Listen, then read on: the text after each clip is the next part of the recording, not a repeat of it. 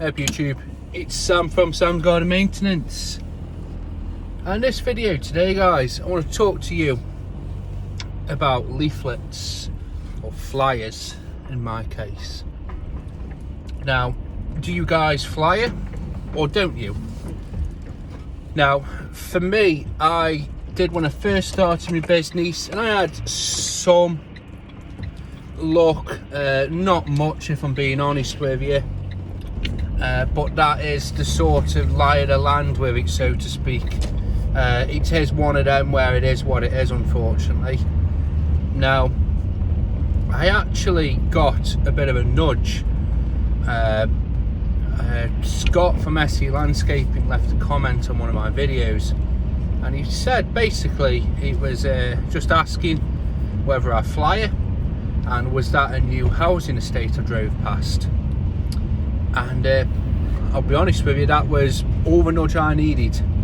I quickly realised that, you know what, I am missing out on a form of advertising basically that could be beneficial to my business.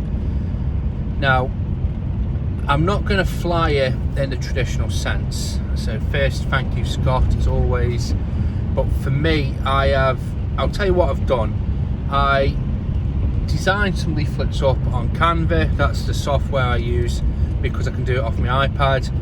I just designed a leaflet there and then. I tried not to look at other people's because I didn't want to basically copy somebody else's. So I put what I would want to see as a customer. So obviously the title was SGM-garden Maintenance, and then I had underneath a couple of taglines, so local, trusted, I can't think of the other one.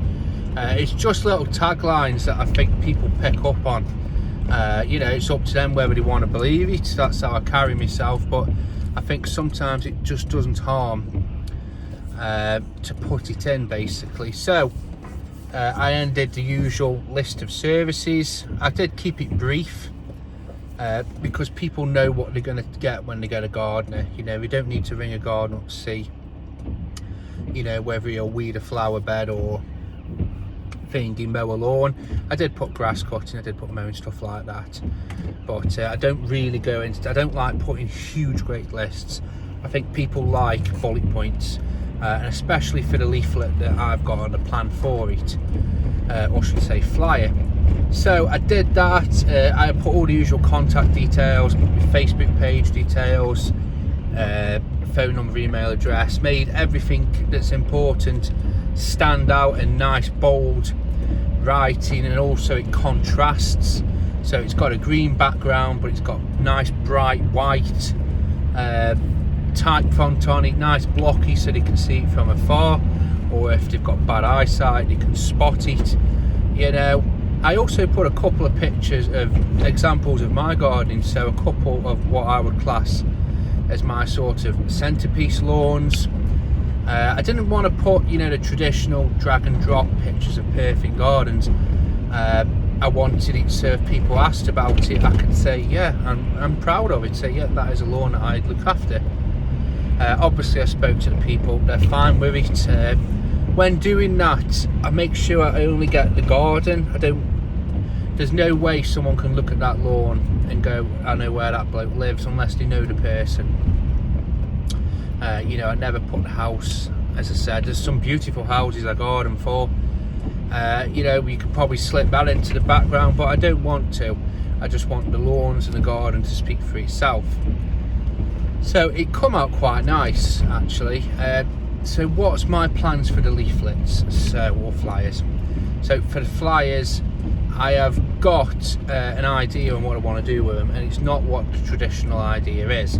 So for me, I want to be very selective with where I flyer, and I'm not going to do it all at once, I'll be honest with you. So I ordered 1,500, and I have got no hopes or dreams of giving all 1,500 out this year, or even probably next year. At the moment, 3 packets of them are holding up my monitor. Well, not holding it up, just raising it up, just so it's in my eye line a little bit better. and I want to keep them there for as long as I can, because I don't want to just give them all out. For one, if you've done research on leaflets, you'll know the return rate for it is extremely low. It's in the 0.1%, so 1,500 potentially could yield, I think that's 15, something like that. As I said, it is very low, so it could yield a return, but I don't really have, you know, I did 2 hours in estates the other day, and it took me a couple of hours to just do both of them by the time you plodded up and down. I don't want to pay somebody to do it, because I think if you do it all at once, it'll just be money in the bin potentially. Now, what my plan for them is to be a little bit more clever and be a bit more frugal with it. So I want to target areas where I want to work. So I've just said to you I did 2 hours in estates, and how it is at the moment is I want to do more. The plan for this year is I want more one-off work, whether it's just, you know, doing hedges, gutters, fascias, you know, power washing, anything. I want more one-off work, but I also want more mow and goes, so that falls in sort of one-off. I want nice, straightforward, you know, easy sort of money to be made, you know, and to me the housing estates sort of fit the bill potentially. Now, I am very aware of the pros and cons to housing estates. They are notorious, you know, some people love working on them and it's their bread and butter, some people hate them, and I can do a whole podcast, you know, a whole episode of this just debating housing estates, but I did 2, and I'll tell you what excites me and I'll tell you what puts me off. For me, when I was walking around, there's a lot of work that could be done there. So as I was walking around, there was still lawns that haven't been cut, some lawns had been cut. So that says to me that, you know, there is work there. Whether the homeowner will do it or they'll farm it out, I don't know, but there is work there. Some people have just left the garden how the developer left it, so there maybe there's potential there. Some people have really developed, put plants in, you know, they made it look nice. But overall, the work that's there is what I want. I just want nice, easy work, literally a mow and go, get in, do a lawn, go, that's it. There's nothing complicated about the gardens. They've all got gates to get to them, or they've all got, you know, good access. They've got good parking, there's plenty of room to park. And so yeah, that's what I want to be picking up. Now, there is downsides to it. There is. I find that they're a flaky sort of customer, so when the good time's good and there's money going about, you're fine. When it is that, you know, it bites a little bit, they're the people who will drop you sort of the quickest, because, you know, they won't want to go without the bottle of wine or a takeaway. They'll just get their husband, boyfriend, whatever to do it, and then they'll fob, you know, the gardener off, or what other expenses they prioritise more or less. So I am aware it could be a short-term thing, or it could be one of them where, oh, well, actually, could you do it on a monthly instead? Fully aware of that. Flip side to that, it could be the opposite to that, and it could be brilliant. You don't know, but the predisposition is that it's not going to be good. Also, I might not be cutting it all year, you know. Looking at some of the grounds, some of the gardens were very nice, sorry, the lawns. Now, I have heard about people basically speaking to property developers and speccing better soil because they know the soil's shit. And I've seen it, some gardens, some lawns look amazing, and the next door neighbour looks terrible. All the new builds that are the newest ones, their lawns were significantly worse than the ones that had been there a lot longer. Whether that's because they laid the grass over winter, I don't know, or when they laid it, no bugger watered it, which I've seen.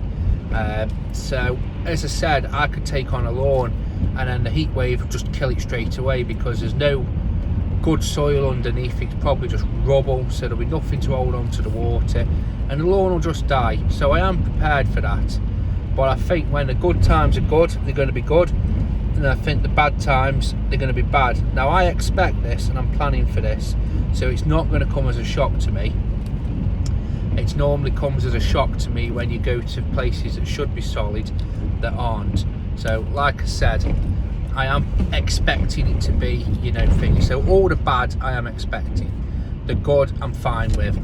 Another thing I have noticed is just by walking around the 2 housing estates, is there's a lot of money, or should I say maybe disposable income, flying around as I was walking. So cars, I know we're in the era of modern cars, you know, there's no such thing as an old car anymore, like, but you know, all the cars were new. There was 2 cars on each drive for the most part. There was, maybe this is just how we live now, could be, but there was new cars, there was delivery boxes left everywhere, you know, Amazon deliveries left on steps. There was also HelloFresh boxes, Gusto boxes. There was 2 on one estate and a Gusto box on another. So, you know, nothing says disposable income like that. So potentially these places could be little gold mines. So I'm bearing that in mind. I am aware it could go the other way. Another thing I want, the leaflets or flyers should I say, is I want to use them as posters. So I'll show you one now. They are good quality. I made sure the paper was good, rigid, so they can stay in my van and it won't crease. But that's inverted, so that's pretty pointless for you. But you can see that it's all contrasting and it all sort of stands out. So I want to put them in shops. I tell you where I put some, Slimming World. Yes, Slimming World. I put a big stack in the other day.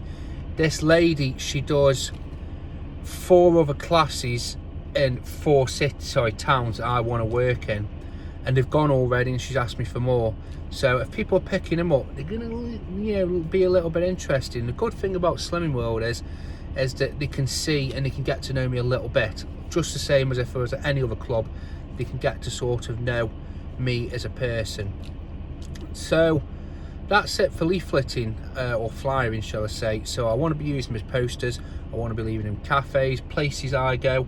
I can leave them there so they can be doing passive advertising. So these leaflets, flyers, whatever, I've had 1,500 and they're going to date well. Nothing's going to change on it, so they're going to last. And if I use them all up, it takes me 5 years. I reckon I'm going to get, you know, good advertising. I'm going to be selective.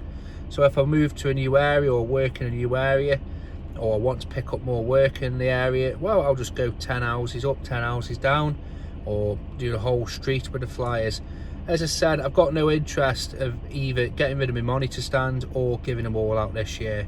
But I think if I can be clever with them, it could pay off. Now, I am keeping tabs on it, so I'm going to try to keep a tab all year on my advertising, on whatever work comes in. I'm keeping, even work that I don't get, I'm making sure I can find out where they got my number from. And it'll be interesting to see the breakdown on whether it's leaflets, newspaper ad, word of mouth, Facebook, you name it. I'm going to be keeping tabs on it. So have a good day, guys. That's flyering. Have a good day. If it is that you want to any more information or you're unsure, I can send a copy over to you. I've got nowhere I can leave it, you know, online that you can get it, but I don't mind sending one over just so you can get a rough idea. But it's not generic, but it's key to my business, and I've wrote it how I'd want it to be wrote. So maybe it'll help you, maybe it won't. But as usual, guys, have a good day, keep on gardening.